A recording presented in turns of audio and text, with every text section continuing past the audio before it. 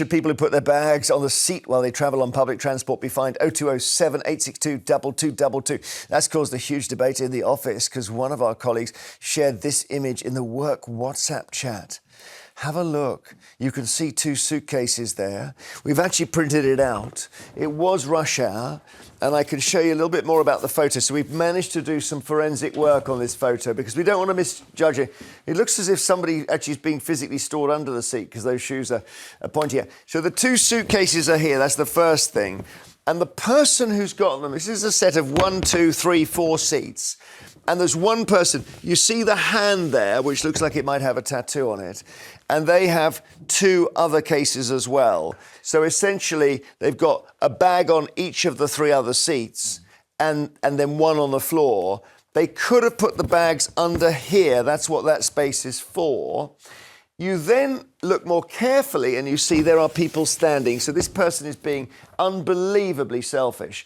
This gentleman here is using the approved method, which is you keep your bag close to your body so it's safe, but you don't take up any extra space, seating space with it at all. And it was the Elizabeth line, which goes left and right out of London. And this is what our colleague Daniel had to say about it. Doors opened. There was one person. It was a seat of 4. I was like, great, I'll sit there. Not only were their bags on the seats, they were in the aisle and it was a complete mess. Couldn't get a seat, nor could anybody else. And I felt like, should I say something? And I was like, oh no, because I don't want confrontation. I'll just stand, maybe give them an evil glare instead. And it was just ridiculous because this was proper rush hour, so many people standing around, and they took up 4 seats with one person and they were surrounded by bags. Why couldn't they have just stood by the door like everybody else? Absolutely ridiculous. I'm going to give you the defence of this now, OK? Firstly, we don't know anything. The tattoo man's situation, he may have been someone who wasn't able to lift heavy objects below a certain height. He may have put these on the chairs while the train was not crowded and fallen asleep. And there's enough space here. Dan, who did that video, is a young man and very fit. There's plenty of space there for him to stand. He doesn't need to evict this man's bags. Where are you on that, Dawn? This is the Elizabeth line, which comes in from Heathrow. I used it myself travelling from Heathrow a couple of weeks ago now with 2 big bags, 2 big suitcases. Lots of people on that train are tourists in London for the first time. They possibly don't understand the rules. However, it is incredibly bad manners when you can see people. I mean, that person's hand looks quite young, so they probably are quite young. I just think it's incredibly rude, Neil, and I think we have a complete lack of respect for one another these days. As I said, I arranged myself in all sorts of contortionist angles to put the bags I had with me sort of in front of me, so my legs were kind of draped over them, and I had one on my lap. I would never, ever put it on a seat like that when people are standing. Is there any defence, Marvyn? Not really. I do think it's quite universal that you wouldn't put the bags of that size. I think that people putting bags next to them and then vacating it when someone comes to sit down is common courtesy, but they're taking up quite a lot of real estate. To be honest, I've never thought about putting the bags under the actual chairs. I've never even thought about doing so. I just wouldn't hold them in that way. But it feels very dominating, very male-like. When people, if you've got a bag that size and you put it in a communal area, so you maybe put it, let's say, 6 or 7 yards away from where you're sitting, we had, after a period of terrorism in London, I became quite concerned about unattended bags on trains. And I remember saying, right, whose bag is this? Because it was a big one like that, but it didn't have an owner anywhere near it. And the owner said, "What's it got to do with you?" And I was so shocked, and the whole carriage went quiet. I thought, I'm not going to say another word. I'm sorry I spoke. So keeping your bag close to you does stop people worrying. It does, and it is a sensible thing to do. And I would say, in defence of that chap, those trains in particular aren't very well designed for loads of luggage. They're designed to be a commuter train. But as they come in from Heathrow, they don't have luggage racks. And They don't. You can see above, anything above the seats either. And the space underneath the seat isn't that big. You can't get a big suitcase underneath it. So they're not designed well for that kind of travelling. Yeah. However, I do think that's indefensible. Well, here's the thing. Let's say you're on a train. I was on one at the weekend. And I put my bags on the seat next to me because the carriage was less than 50% full. And if someone came over and said, "Can I have that seat?" that's fine. There is a class of person who will always ask for the seat with the bags on it, even if every other seat is empty. Yo, yeah. And I'm that person. So I'm going to say, is that seat free there? Just look, I can't see it. Anyone, is that all right to do that? No. No, that just makes you really annoying. Really frowned upon. It's very confrontational, Jeremy. All right, Yeah. all right. I've been that person on occasion, not always, I should say. Most of the time, it's just peace and love. Michael in Dover, hi.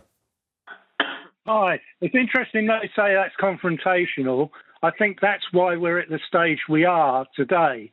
It's not good enough for the crew on board to make a PA announcement asking people to remove bags from seats and use luggage racks and then leave it at that. They should be walking through the train to ensure that people are leaving the seats clear. I worked for the railway for 2 months short of 30 years. Wow. And I had no compunction when I was off duty and travelling on a train and asked people to move their bags. Good example I'll give you now is the photograph that you showed with a group of 4 seats. I was travelling on a train, it was a busy train, and there were 2 guys sitting diagonally opposite each other on a group of 4 seats, legs spread out, so they're occupying 4 seats. People were walking up and down the aisle trying to find seats. I stood up and I said to them, excuse me, can you either sit alongside each other or opposite each other and free up 2 seats for other members of the public?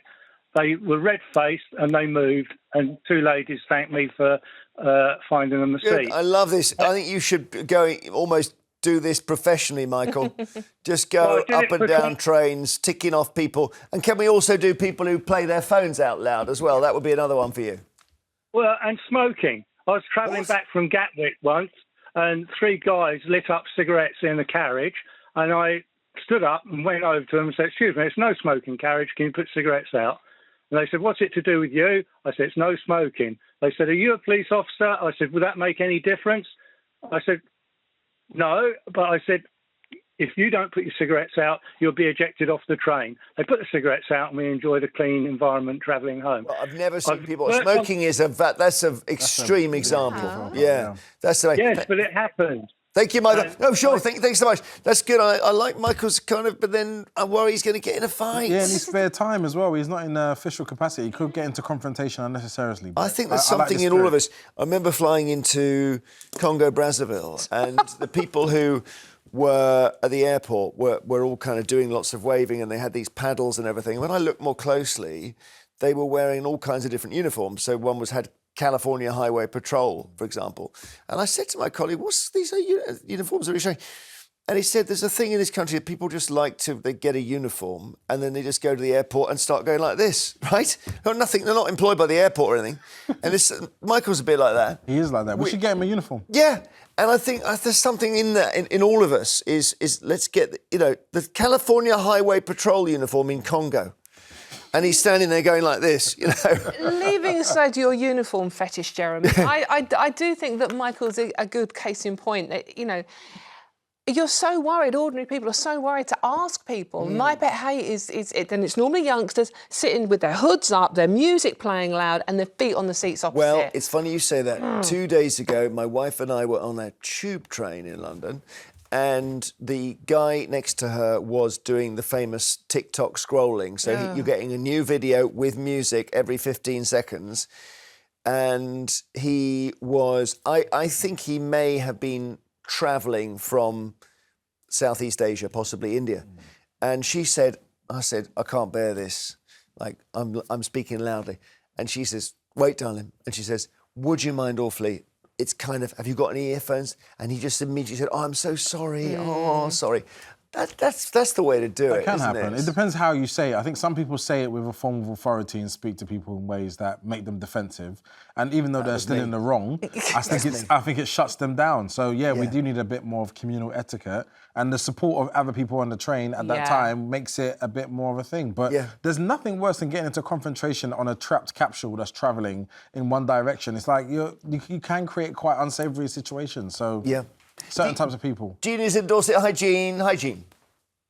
Hi there, Jeremy. I don't see how this idea of fining people is ever going to work. Well, per bag, it would be £30 per bag. Yeah, but who's going to identify the problem and enforce it? Well, you just have like an inspector, but heavily armed. What, on the number 18 bus into town? I don't think so. No, not buses, but I think on trains they do. I mean, they're pretty good on tickets. I find I have to show my ticket every train On that I'm line in particular, I have never seen anyone on it at all. There's no one checking your tickets. There's potentially a driver. I don't know. No, it's not a man. It's not manned in that Not way. manned train. Most trains aren't these days. You never see anyone. That's the Heathrow Express. So but you national don't trains think are we manned. could? I mean, one way of doing it, Gene, and we've done this with smoking, is you just make people feel it's the wrong thing to do. You do a bit of advertising, you make announcements, some signs. Yeah, just say if you put your bags on the seat next to you, you are a menace. Be some sort of slogan like that. I'm with your previous caller on this. Actions speak louder than words. If I were in a situation with those suitcases on a seat, I would move them. If it's a smaller bag taking up a seat, I will sit on them.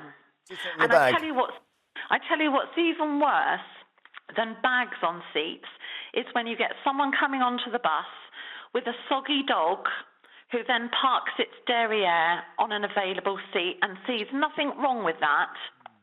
Report it to the bus driver. Sorry, love, can't do anything about it. Would you consider sitting on the dog? No, of course I didn't sit on the dog, but I felt sorry for the next person who would sit where the dog was. Yeah, well, but hang on, Gene, people come out the rain in various states of soakingness and they sit straight on the seat. And that's the same thing.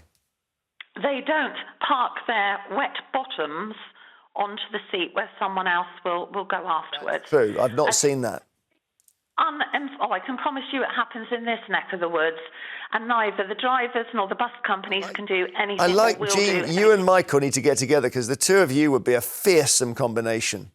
Totally agree, and I'm 100% up for it, Jeff. You've got the same thing as me, Gene, which is kind of rules-based living. I don't like rule breaking. You know what's really interesting? The first point of call is to communicate. The verbal part seems to be missing from some of these engagements of like, if you respectfully say, Gene, can you please? just moves the bag. Sitting on things, moving bags, Sits on it's them. act of aggression. I think people are going to be very defensive of I'm with the lovely that Mrs. intrusion. Vine on this one. I think if you're polite and respectful and you ask someone nicely, you're likely to get a better response. I'm with Gene. I'm with Gene. I wouldn't do it, but the idea that Gene just will sit on somebody's bag. Unsung hero. I quite like the idea of sitting on a wet dog. Well, Ambika in London. Hi, Ambika. Hello. Hi, Jeremy. How are you? I'm really well, thank you. Gosh, this is a lively one today. What do you think, then, about the bags on the seats? Absolutely appalling. It should not be allowed. Number one. Number two, National Rail now has limitation of the number of bag and luggage that you can carry. Yeah. So I don't see any reason why it should not. And thirdly, I do agree that communication, and politeness is very important, both verbal and non-verbal communication. I would not touch anybody's bag without their permission because lest I get accused of stealing something from their bag. Yeah. But I think it's very, very important. Civic sense is important. I'm quite happy to join the previous callers and be one of those volunteers to go around telling people to do the right thing. Because I'm 72, I'm retired, I have plenty of time to do it. And I'll Lucky old you. Thanks, Ambika. That's good. Yeah, we could call them bag monitors or bag. The bag squad. We've formed squads on this show. Later, it's the papers and everything else. Find out what luxury store Harrods has banned influencers from doing.